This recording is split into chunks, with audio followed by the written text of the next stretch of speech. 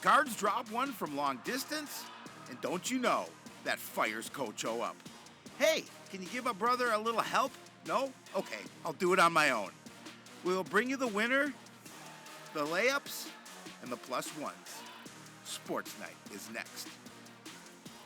Hello, everyone. Welcome to Sports Night. I'm Joe Young. I'm Howie Spur. You got, if you don't get the high five from your teammate, hey, do it for yourself. I love it. John Pence, not to be left out. He got his high five after all. But it was a fun game last night. Sorry that you missed it. Glad to have you back, nice and safe. Yes, thank you. After a slow start, boys basketball bounced back, had a nice win. What a season it's been. Not the same kind of success we saw last year. Nope. But individual, just blowing every record out of the water. It's fun to watch. We'll talk more about the boys basketball team a little later. First, we're going to start with some section talk and some upcoming state tournament time. A couple of Cardinals headed to the X this week to compete in the wrestling state tournament. They were hoping to get a few more guys to the big dance this season, especially as they were the host school for Saturday's individual section tournament.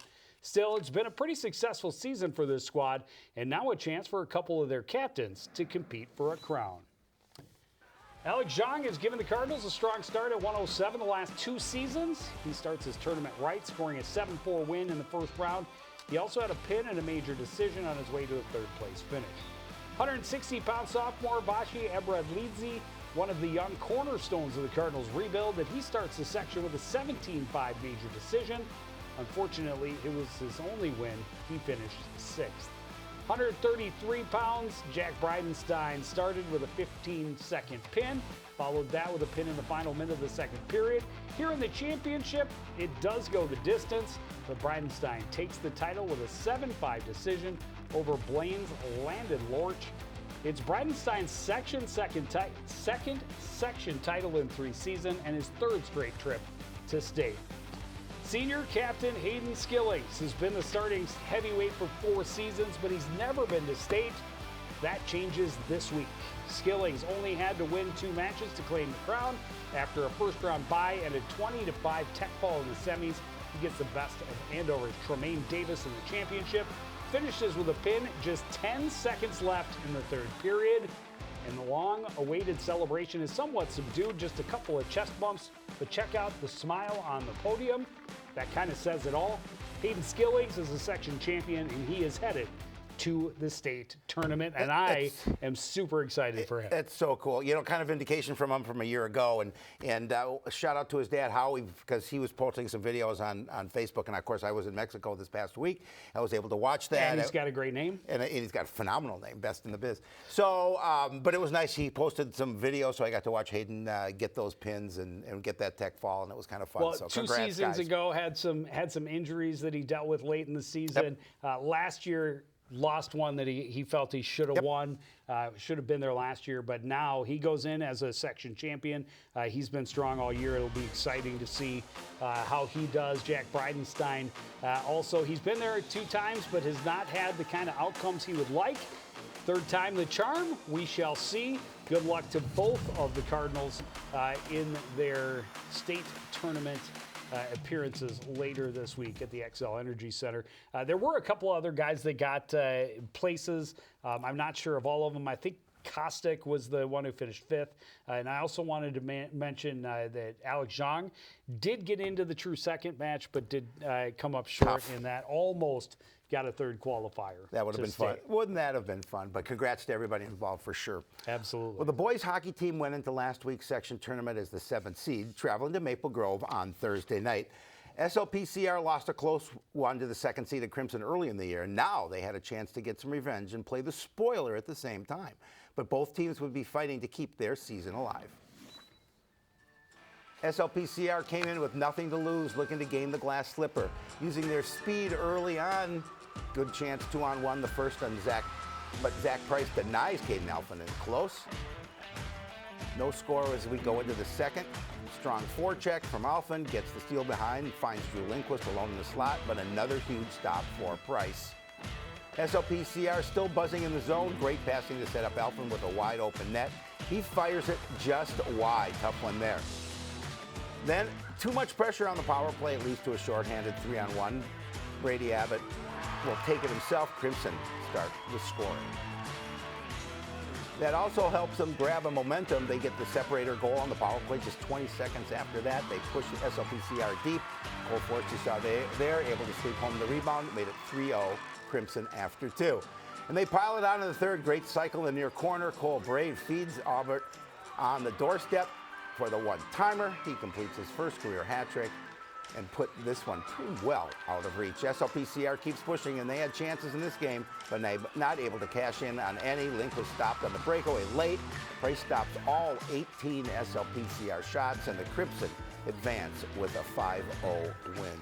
Tough one, tough loss. You guys were there, obviously. Tough loss for the guys. Yeah, and they got great chances. Maybe the best was that Alphen opportunity that he shot just wide, but they had their opportunities, could not solve Price.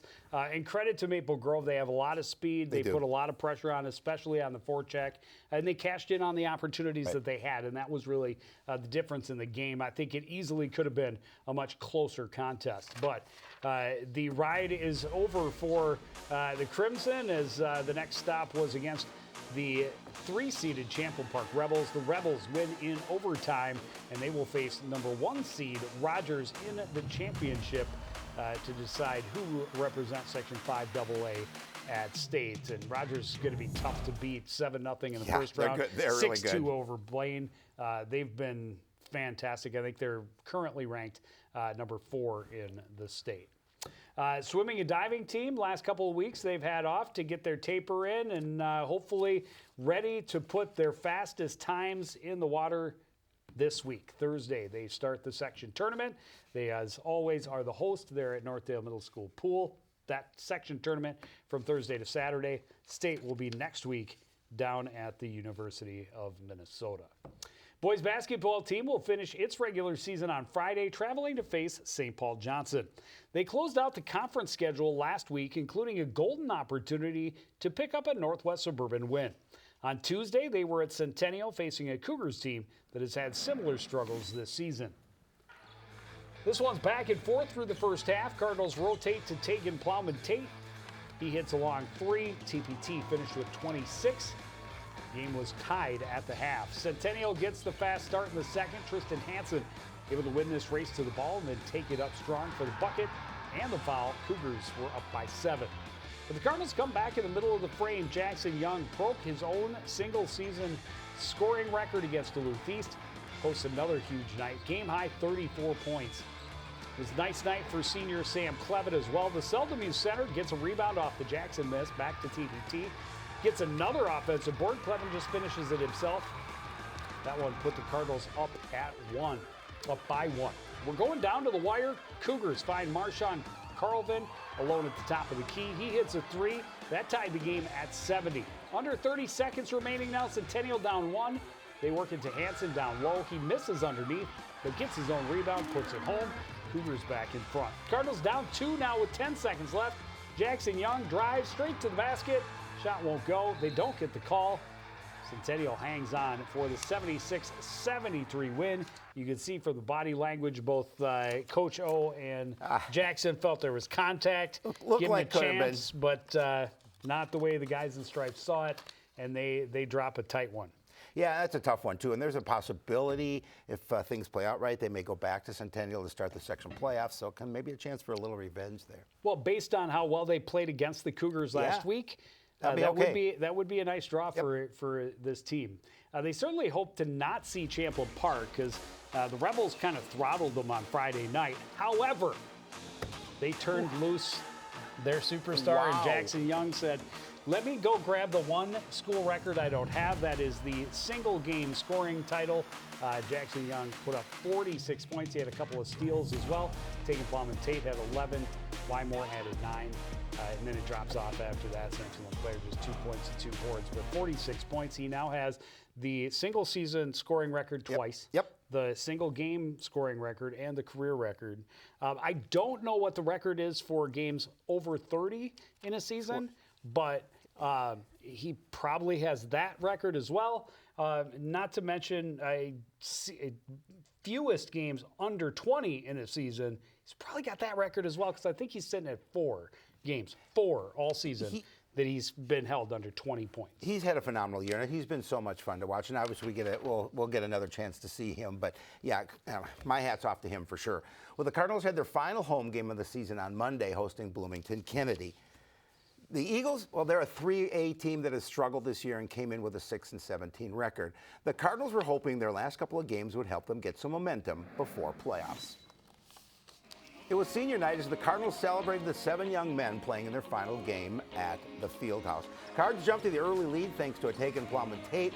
The senior captain, a couple of big three-pointers to start a nice night for him.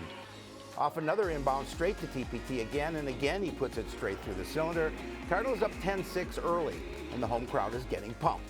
But Kennedy stole the momentum with a 10-0 run after that, and the Eagles were able to play with the lead for most of that first half, but never able to pull away.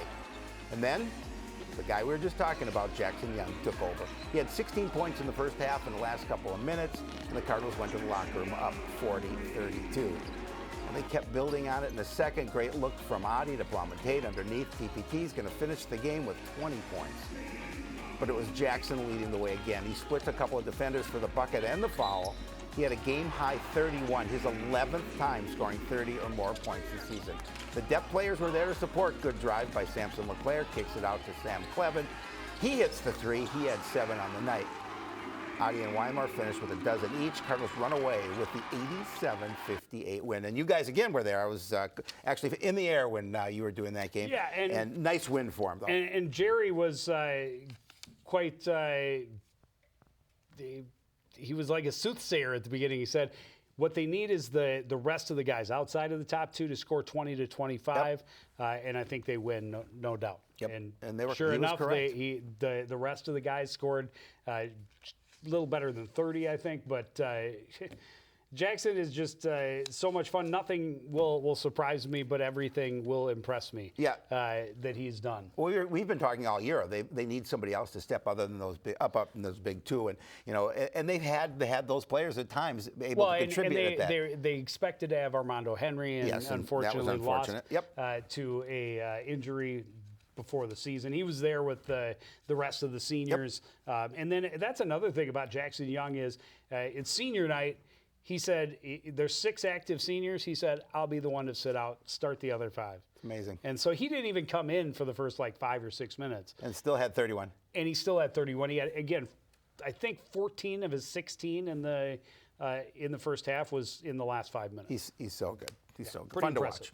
to watch. They're at St. Paul Johnson on Friday. That's another 3A team that they should be able to get a victory against, go into the postseason with a little bit of momentum. As Howie talked about, possibly seeing Centennial. I think that is a best case scenario, perhaps. Either way, the Section 7 4A tournament starts next Wednesday. The girls' team had 3 games last week as they closed out their regular season, and it started with a visit from the Cougars on Tuesday.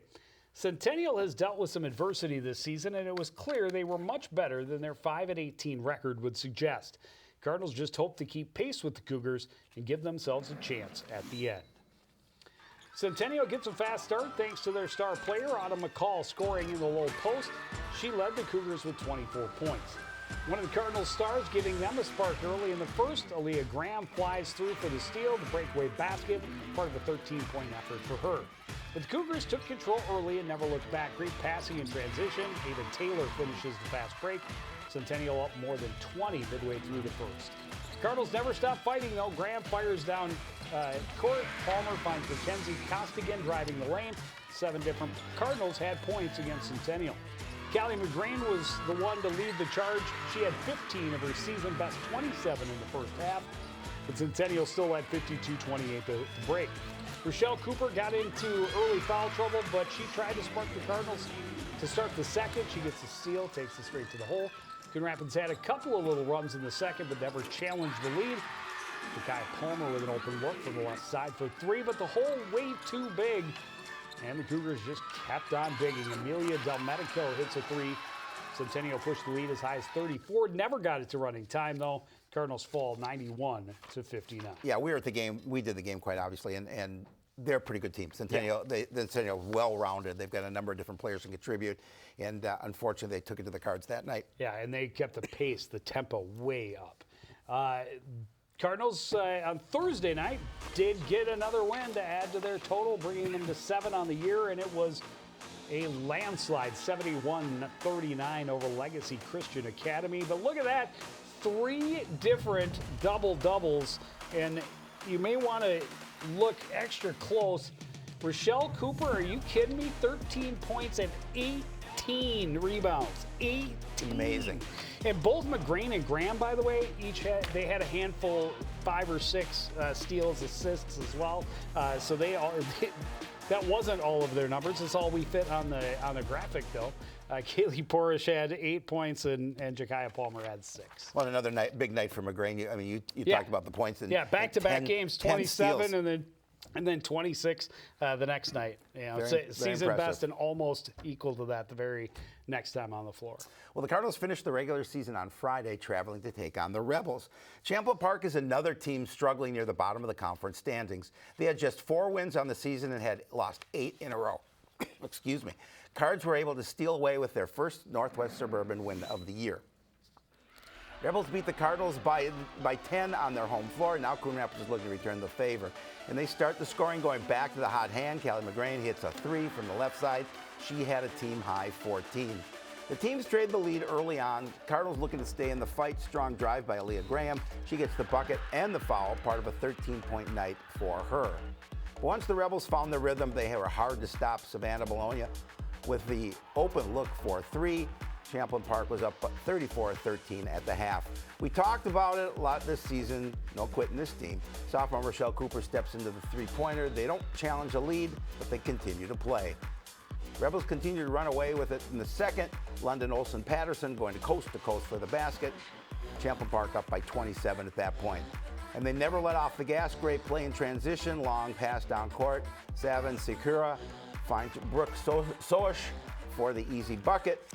Rebels win by a score of 75-46. Yeah, catch your breath. You got a little choked up at the end of the intro there. What he meant to say was they were hoping to get there first. Yes, they were hoping, correct. Because when you coughed, we kind of missed the hope part. I did. Well, I coughed at that point. It sounded as if you said they were able to steal their first. Unfortunately, they were not. Nope. Champlain Park running away with it. But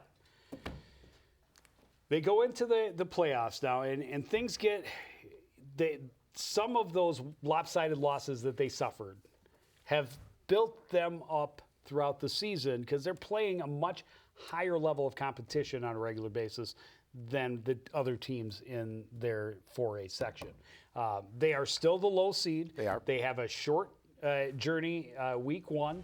As you take a look, they will see a team they know, Totino Grace.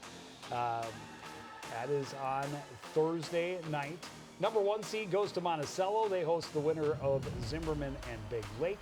St. Francis, the 4 seed, is hosting Princeton. And Becker will welcome Fridley. So Totino Grace, though, as I talk about, most of the other teams in that section aren't used to that same level of competition. Right. Unfortunately for the Cardinals, Totino Grace is. They really are. And those two teams that know each other well. But the thing about this team, we talked about it, will continue to fight no matter what. Super young. They are bringing everybody back next year. They have shown on some nights 7, 8, 9 players deep that they can score. Just about all of those 9 players has had double digits at least once this year. They've got a couple that are more consistent. If they can start to bring the others into that consistency range, they could be dangerous, and they could be a deep team next year. Well, they could, and you talked about they're girls that can score. And I think the biggest thing for them is going to be coming down to defense because they always play defense, no matter how they play in a game. And the scoreman, they look at it at the end, but there is that no quit defense that they can cause turnovers. They're quick, they're athletic. Maybe on any given Thursday night, yep. Anything can happen. Well, and again, I'm going to go back to Rochelle Cooper. 18 rebounds. Well, between her and Horton too. They were both averaging over 7 rebounds a game. So those are the kind of numbers you want. And back to touching your point, they're all back. Yeah, and she's a sophomore, Rochelle Cooper. Costigan, just a freshman. Costigan, too. There's a lot of juniors, so next year's team should be fun to watch. But absolutely. We will see them again on Thursday in the playoffs at Totino Grace.